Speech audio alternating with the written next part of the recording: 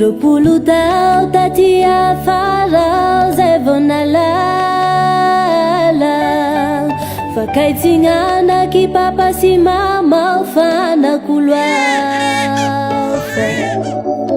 tamy ambozazakely vao naterakineny tsy fantatry mitsy hoe nahoana lay mpampiteraky no efa versay sa hoe tena nivona nifangaro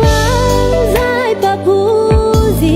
nananavaka efa tsy haindrozy satria niendrika sy pikatary aby nitovitovy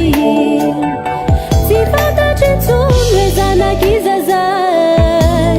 nifamatoka ny reny sy ny ray lasa ray mandreny afaro azy fa tsy niteraka very mama very papa atao akory moa tegna tsy afaky ola satria tsy mahay mivola very mama very papa atao akory moa tegna tsy afaky teny very tirasireny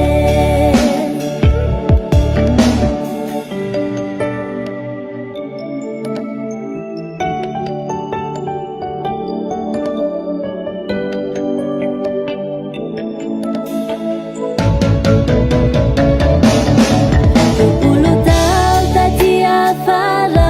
zay vao nalala fakaitsinanaky papa sy mama fanako loafa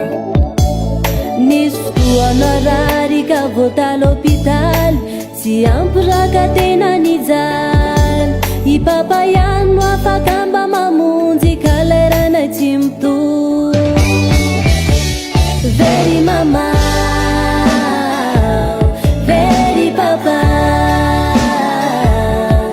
atao akory moa tegna tsy afaky ola satria tsy mahay mivola very mama very papa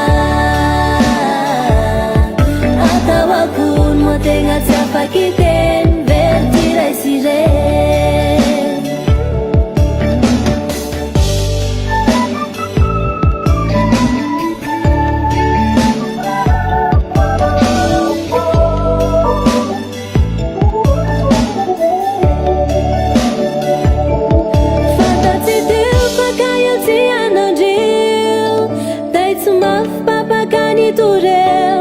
nievitra hoe i mama no napirafiany ka tonga dy maty